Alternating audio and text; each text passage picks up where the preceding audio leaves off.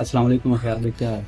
वालेकुम अस्सलाम रहमतुल्लाह। अल्हम्दुलिल्लाह, आप ठीक हैं? जी अल्हम्दुलिल्लाह। आपने कुरान क्लब में भी काम किया है, आप इसके अलावा तलबा तंजीम में भी आपने काम किया है और आप दार अरकम में भी एज अ डायरेक्टर काम कर रहे हैं। थोड़ा सा ज़रा कुरान क्लब के हवाले से और बताएं कि आप क्या काम कर रहे हैं। अच्छा, कुरान क्लब जो है वो जब थोड़ा सा तालीम से हम फारिग हुए, जी ज़ाहिर है कि स्टूडेंट लाइफ में भी एक्टिविटीज सरगर्मियाँ वगैरह करते रहे, तो उस टाइम हमें ये महसूस हुआ कि पाकिस्तान में नौजवानों के लिए खालिस कुरान पढ़ने का कोई प्लेटफॉर्म जो है वो कोई बड़े पैमाने पर अवेलेबल नहीं है, जिसमें सिर्फ यूथ पर जो है वो जी कुरान के हवाले से काम हो रहा हो। और जो कुछ ना कुछ काम हो रहे हैं वो ज़ाहिर है कि उसमें फ़िरकावारियत भी है, उसमें पॉलिटिकल एजेंडाज भी हैं, ये सारी चीज़ें भी उसमें शामिल हैं। फिर ये है कि नो डाउट कुछ इदारे कर भी रहे हैं, अपने तौर पर अच्छा काम कर भी रहे हैं, लेकिन हमें ये लगा कि यूनिवर्सिटीज़ की यूथ जिनको सबसे ज़्यादा चैलेंजेस का सामना करना पड़ता है और उनके जहन में कई तरह के सवाल भी इस्लाम के मुतल्लिक हैं। फिर यह है कि जो एक मजमूई तारुफ है कि ये फ़िरकावारियत है और इस तरह की चीज़ें, उसकी वजह से आज का नौजवान थोड़ा सा जो है वो अवॉइड भी करता है। तो हमने सोचा कि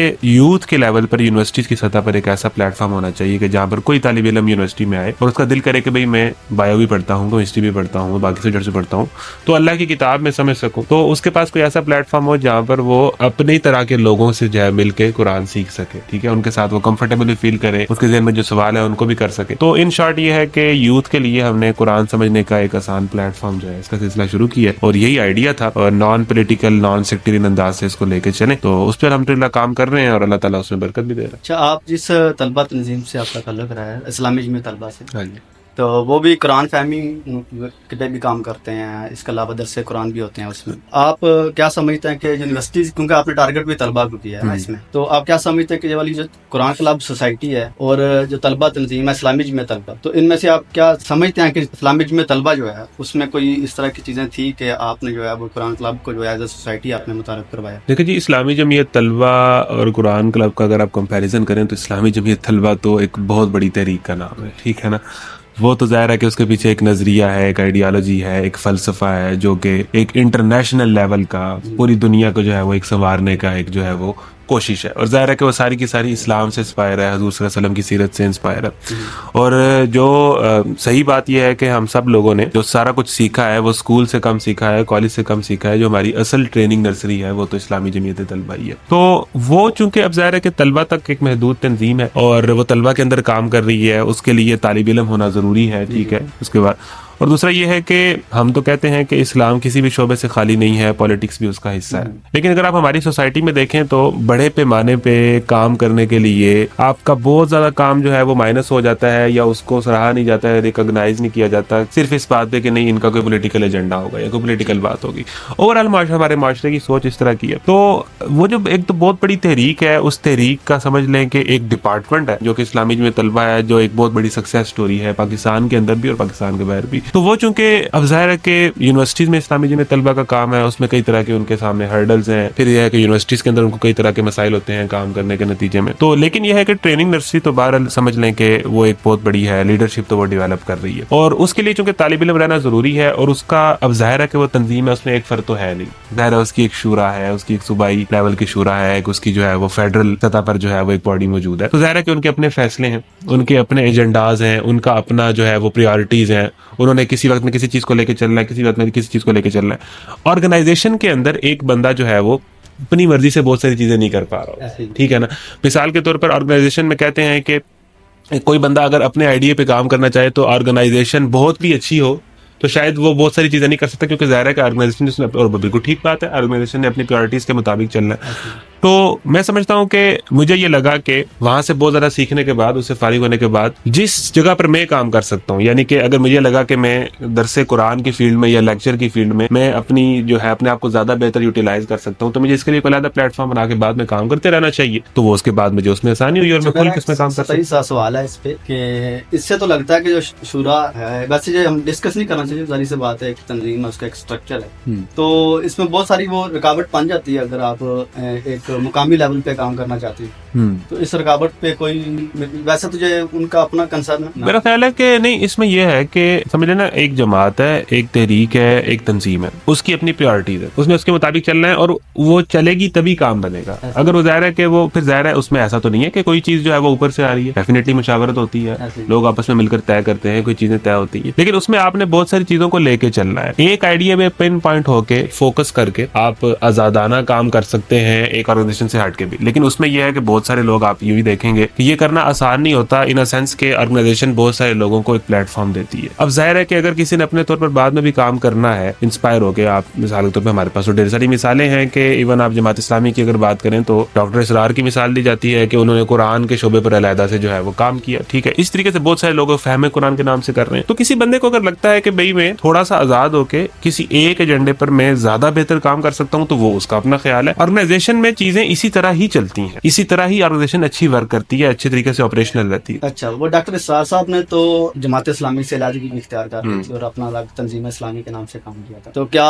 इन फ्यूचर कुरान क्लब जो आपने काम कर रहे हैं इसमें, तो आप जमात इस्लामी के साथ हैं कि अलग से काम करेंगे? कुरान क्लब एक सेपरेट प्रोजेक्ट है और अभी इलेक्शंस की जब सिलसिला आया तो मैंने तो अपने तौर पर, जितने लोग मुझे थ्रू कुरान क्लब जानते हैं या वैसे जानते हैं या जिस तरह भी जानते हैं, मैंने तो सबको जो है वो कहा कि आप जमात इस्लामी को जो है वो वोट करें, ठीक है। मैं समझता हूँ कि हमें थोड़ा सा खुल के अगर सोचे ना, ये सारी चीजें, तहरीक एक बहुत बड़ी चीज का नाम है और हम उसको समझ लेते हैं कि नहीं, जो बंदा हमारे पास आए और काम करे और हफ्तावार इज्तिमात में शरीक हो, वही तहरीकी है, इसके अलावा कोई तहरीकी नहीं। तहरीक बहुत बड़ा फलसफा है। मैं समझता हूँ कि तहरीक चूंकि पूरी दुनिया को उसमें एक निजाम और अल्लाह ताला के इलाही कालिमतुल्लाह का नाम है, तो जितनी भी सोसाइटीज में लोग काम कर रहे हैं वो समझ लें कि गोया नदियां हैं जिन्होंने तहरीक के समंदर में ही गिरना है। तो उन नदियों को बहने दें और उससे अल्टीमेटली यूटिलाइज करें। वो एक आपके बिगर पर्पस को ही सपोर्ट कर रहे हैं, बिगर मॉरल पर्पस को ही, तो वो सेपरेटली अपना अलग एंटिटी बन के भी एक माशरे के अंदर नफूज रखें और कल को जो है वो एक बड़ी सतह पर जो है वो आपका भी जो है वो दस्तो बाजू बने। तो ये एक अगर बंदा ब्रॉडर विजन रखे तो हर फील्ड में, हर शोबे में, हर जगह पे, हर महाज पे आपके लोग होने चाहिए। वही वाली बात है ना कि ऑर्गेनाइजेशन की अगर आप बात करें तो ऑर्गेनाइजेशन में कोई एक फर्द बहुत ज्यादा मजबूत नहीं हो सकता, ठीक है ना। ऑर्गेनाइजेशन ने बाहर ऑर्गेनाइजेशन को लेकर चलना है। इसी तरीके से अगर आप देखें कि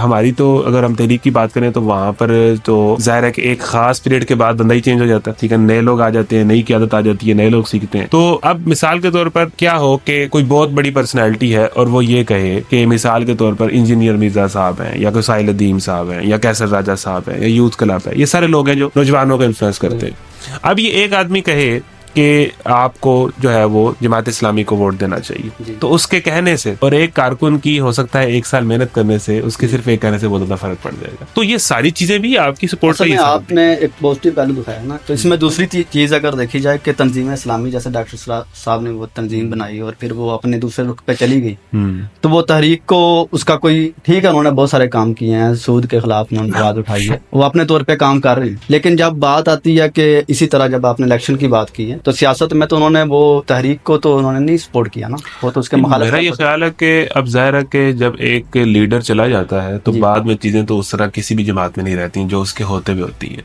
ऐसे यही आप असूल जो है इसका इतलाक कर सकते हैं, जमात इस्लामी के ऊपर भी कर सकते हैं कि जाहिर है कि मौलाना के जाने के बाद बहुत सारी चीजें बदल गई हैं। ऐसा लगता है कि मौलाना अब होते तो वो बहुत सारी चीजों के मुतालिक कहते हैं कि ये नहीं होना चाहिए, ये बिल्कुल ठीक है, तो सारी चीजें मौजूद हैं।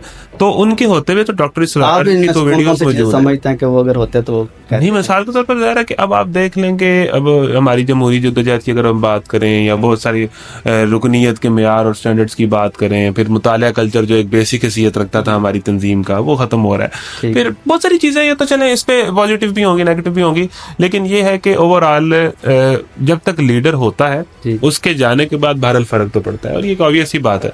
तो डॉक्टर इसरार साहब के होते हुए तो उन्होंने ये बात कही है और मेरा ख्याल है कि ये उनकी वीडियोस भी मौजूद हैं कि अगर आपने वोट देना ही है तो उसके लिए जिस बात को दे। तो फिर यही होता है कि डेफिनेटली वो उस तरह तो इनपुट नहीं दे पाते आपको जिस तरह आप समझ लेते हैं। असल में हमारा भी ये मसला है ना कि हम चाहते हैं कि हर बंदा जो है ना वो हमारे लिए ही सब कुछ कर रहा हो, और अगर वो ना कर रहा हो तो वो इस्लाम की खिदमत है ही नहीं। तो थोड़ा सा हमें इससे भी निकलना चाहिए।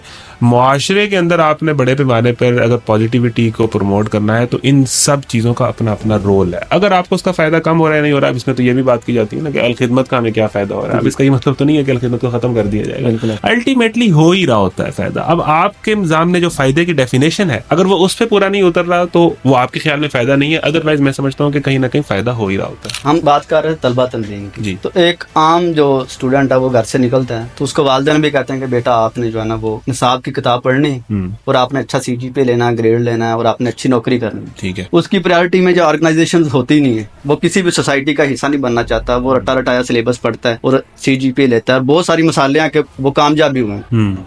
बहुत सारी जो है आपके इर्द गिर्द भी मिसालें होंगी कि जिसने वो सर फेंक के कहते हैं कि मेहनत की है उसने और वो डॉक्टर बन गया या इंजीनियर बन गया। तो उसके बाद जो भी है वो फील्ड में किस तरह का बंदा है वो तो अलग बात है। ठीक है। तो आप किस तरह एक जो तालिब इल्म है या फिर जो वालिदैन है उनको कहते हैं या फिर तलीमी इदारे को कहते हैं कि वो बच्चा जो है जो स्टूडेंट है उसको आप किसी सोसाइटी या ऑर्गेनाइजेशन का लाजमी हिस्सा बनाएं या होना चाहिए उसको? नहीं, आपके ख्याल में जो तालीमी इदारे हैं वो इसको इनकरेज नहीं करते कि आप सोसाइटी या तंजीम का हिस्सा बने? बिल्कुल नहीं और करते। पेरेंट्स भी नहीं करते। ठीक है। देखिए, पाकिस्तान का जो हमारा एजुकेशनल स्ट्रक्चर है ना, इसमें को करिकुलर एक्टिविटीज की जगह ना एक एडिशनल के तौर पे हमने बस जो है ना जिसे कहते हैं लेपा पोती की हुई है। ऐसे ही कोई हमारा स्ट्रक्चर इस तरह का है, निसाब इस तरह का बना हुआ है कि हम मजबूर हैं कि हमने पढ़ना ही है और करिकुलम को पूरा करना है। ये सेम पैटर्न फॉलो करता हुआ बच्चा स्कूल में और कॉलेज में और अल्टीमेटली यूनिवर्सिटी में आता है। जदीद अगर आप एजुकेशन की भी बात करें ना तो ये होलिस्टिक डेवलपमेंट की बात करती है। ये सिर्फ मेमोरी डेवलपमेंट की बात नहीं करती, ये इमोशनल डेवलपमेंट की भी, फिजिकल डेवलपमेंट की भी, कॉग्निटिव डेवलपमेंट की भी। इंसान एक पूरी पर्सनैलिटी है, एक पूरी शख्सियत है और उसके कई पहलू हैं। उसमें सिर्फ रट्टा लगा के अपनी मेमोरी शार्प कर लेने से पूरा इंसान डेवलप नहीं होता।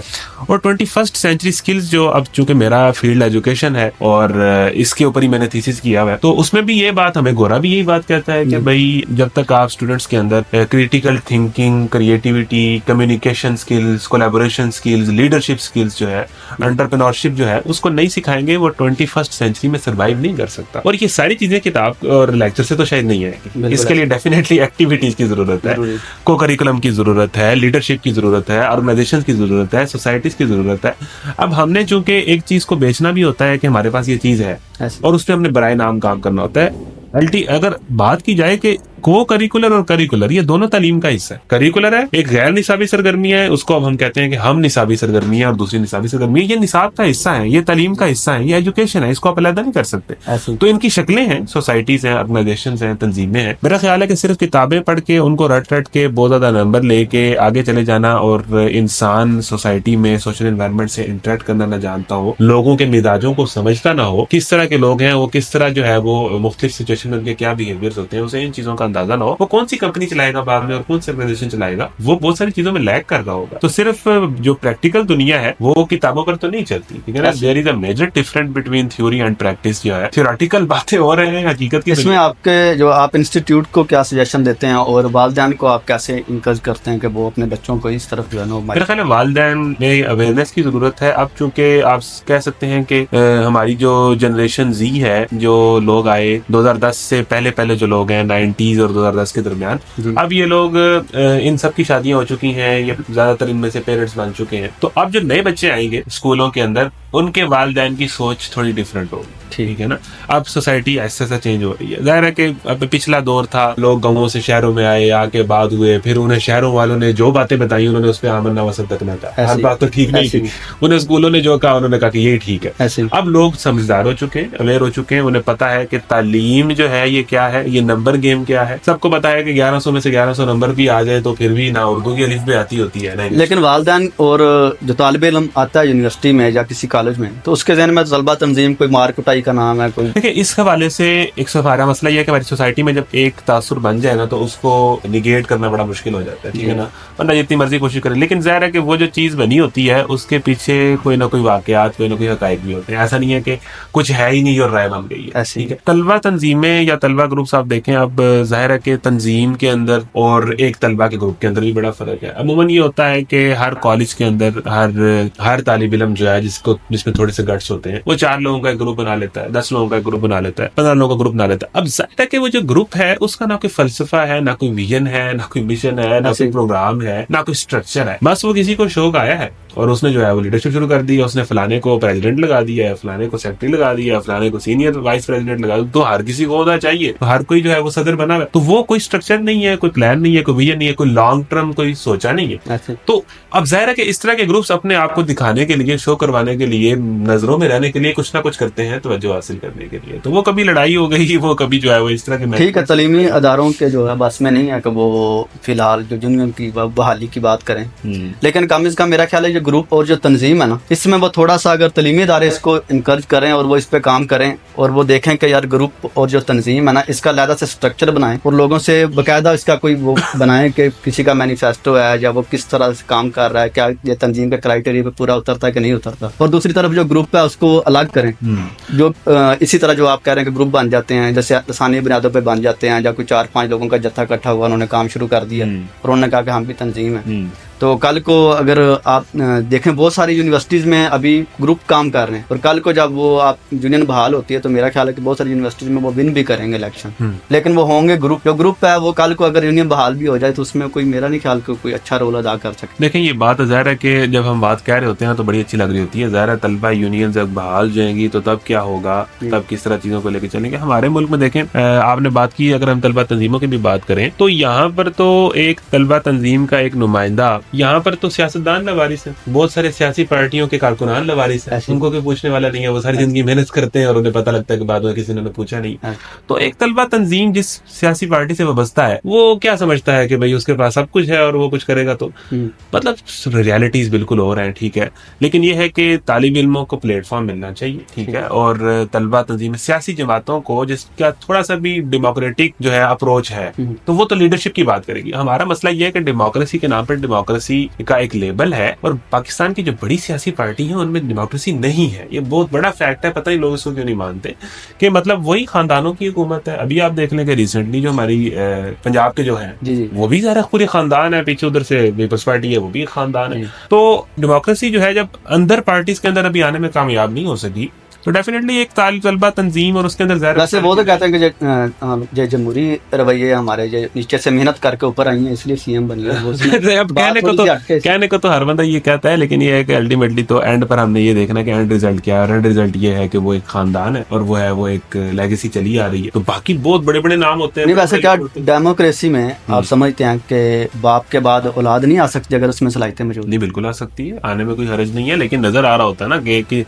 पार्टी में कितने ऐसे लोग हैं जिनकी स्ट्रगल जो है वो कितनी ज्यादा है, ठीक है। और ये तो पार्टी के अंदर भी बहस होती है कि भाई एक की बंदे की दाढ़ी सफेद हो गई है और एक बंदा 5 साल पहले लाल, शायद उसकी दाढ़ी सफेद होगी लेकिन उसकी वो वाली सलाहियतें ना मौजूद है। ये वो कह सकता है, कहने को कह सकता है कि उसमें वो सलाहियत नहीं है, लेकिन हमें तो नजर आता है कि बहुत सारे लोगों में, हर पार्टी में ऐसे लोग होते हैं जो बड़े जानदार होते हैं, बड़े ठीक होते हैं। ये सारी बातें करने के बावजूद अब एंड पे अगर बंदा ये कह दे कि नहीं इसमें ज्यादा सलाहियत ज्यादा है, हमने तो ओवरऑल सिनेरियो ये देखना है कि हमें क्या नजर आ रहा है, कौन कितना कैपेबल है, सबका काम लोगों के सामने है, कोई डिफरेंट वजारतों पे काम करके आ चुका है, वहां परफॉर्म कर चुका है, डिलीवर कर चुका है, उसके बाद ऊपर आ रहा है। ऐसी कोई चीज अगर हम देखें तो हमें कोई लंबी लिस्ट तो नहीं नजर आती कि जिन लोगों को बड़े ओहदे मिलते हैं उन्होंने बहुत ज्यादा डिलीवर किया हो या बहुत ज्यादा नीचे से स्ट्रगल करके आ रहे।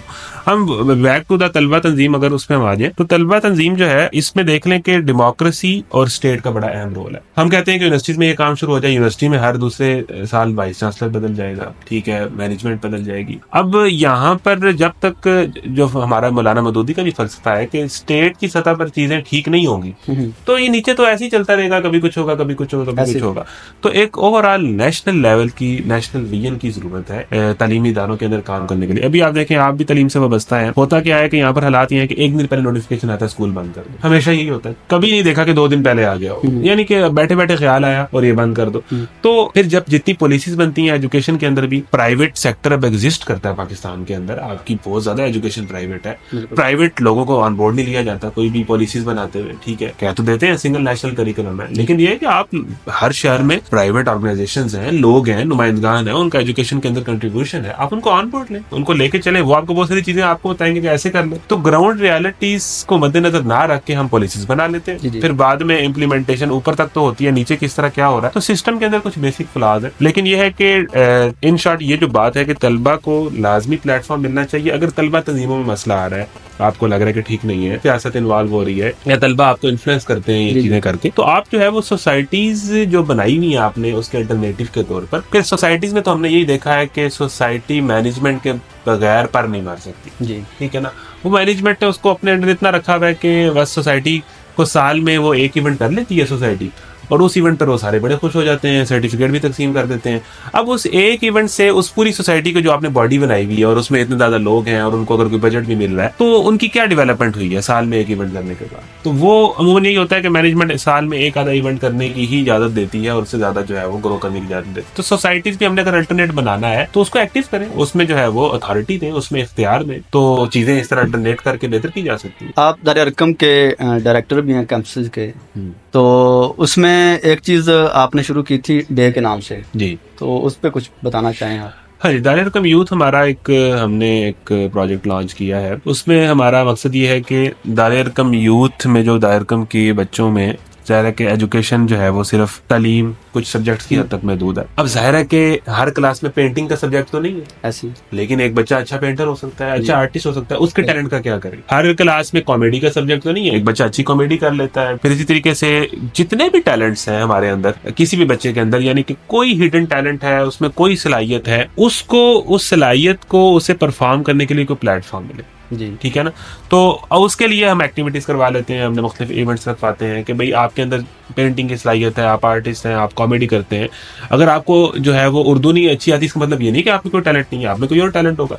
यानी हम जांचते हैं कि जिसके नंबर अच्छे हैं वही टैलेंटेड है। हालांकि टैलेंट जो है वो इंसान की शख्सियत में, बंदों में कई तरह के स्किल्स होते हैं, कई तरह की उनकी जो है वो सलाहियतें अल्लाह ताला ने दी होती है बच्चों के अंदर, तो उनको जो है वो प्लेटफॉर्म मिले उन सलाहियतों के इजहार के लिए। तो वो फिर जाहिर है कि जिन चीज़ों को एजुकेशन और कुछ चंद सब्जेक्ट्स या कुछ इवेंट्स को करिकुलर के अगर उनको जो है वो अपने दायरा कार में नहीं लेके आते तो उनको एक अलग से प्लेटफॉर्म मिले। ठीक है, कॉन्फिडेंस के हवाले से फिर ज़ाहिर है बहुत सारी चीज़ें हमने दायर कम टीवी के नाम से सिलसिला शुरू किया है कि बच्चे कैमरे के सामने आके बात करें, वहाँ पर मुख्तलिफ एक्टिविटीज़ करें, वो चीज़ें करें, मीडिया पर आए, सारी चीज़ें कॉन्फिडेंस डेवलपमेंट के लिए, तो वो उनको हर एक्टिविटी करने का प्लेटफॉर्म मिले।